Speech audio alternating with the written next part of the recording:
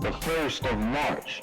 And Obama's main man has finally proven himself a formidable candidate by winning a state consumed with hate, Confederate flags, but apparently enough black influence to change the direction of an election.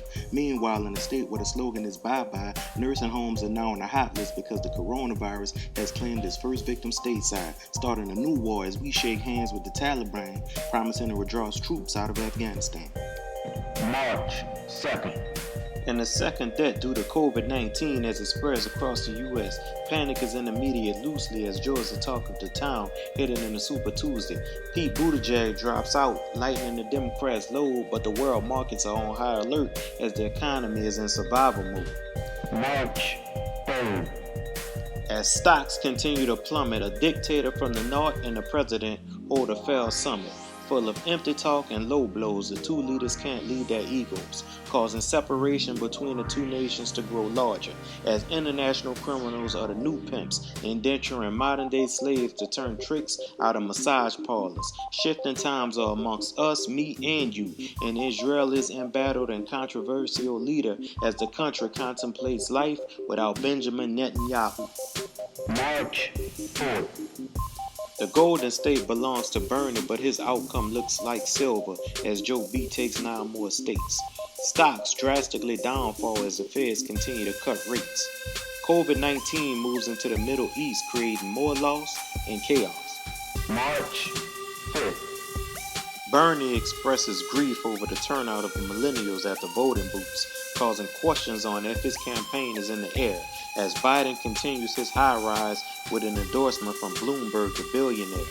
Millions of parents are upset because classes stop and they have to teach looking like fools, causing them to ask the question, when will they reopen the schools? March 6th. Elizabeth Warren, a one-time frontrunner, moves on gracefully with a smile on her face as she decides to drop out of the race. Known for her wittiness and quick retorts, she inspires a judge as he calls out Barr for his mishandling of the Mueller report. Calling it distorted and misleading, Barr continues to get pounded as airlines can't defeat COVID and their future seems to be grounded. March 7th. And people don't even want to take out the garbage as the virus continues to spark fears and financial carnage. Trump's team talks about flattening the graph as he outs Mulvaney and names Mark Meadows chief of staff. March 8th. One country seems to be taking action and responsibility as the North is locked down in Italy. In the U.S., reality sets in that this will not be quick, and rage arises as the president and his team debate over what to tell the public. March 9th. The country is on high alert and kids have no worries as they just want to play. But the president seems to have met his match as he can't bully tweet the coronavirus away. March 10th. No time to play, no time to mess around. Italy places the whole country on lockdown. March 11th. It's not that bad, says the confident man, but others on Capitol Hill begin talks of a stimulus plan, while what used to be a dogfight has become a chase as Biden has taken control of the race. The nation is looking like a slacker stew not putting forth their best because not one state was prepared for this test. March 12th. My date of birth, enough said. March 13th. Friday the 13th, and sick people across the nation say they are being denied the test. Big Freedia drops a new EP and Italy issues a warning saying, please watch me.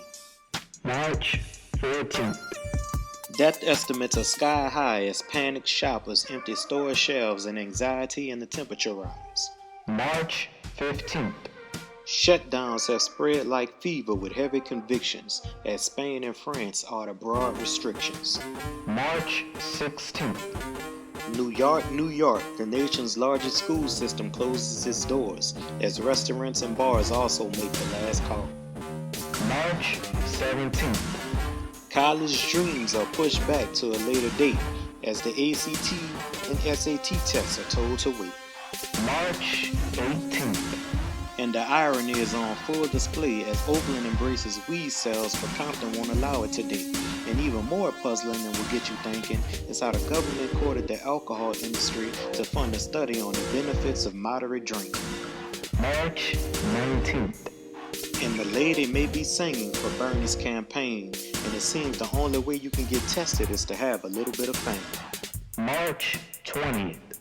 Job losses at an all-time high and employers can extend or hire. Our healthcare workers are in a war without ammo as no PPE makes the situation dire. The world should not be in competition but should work as a team because Corona is showing us we are all the same and we need each other to produce a vaccine. March 21st. 1 in 5 is what the experts recommend to stay home in order to survive this pandemic, as Trump resists to mobilize industry when it should be academic. March 22nd.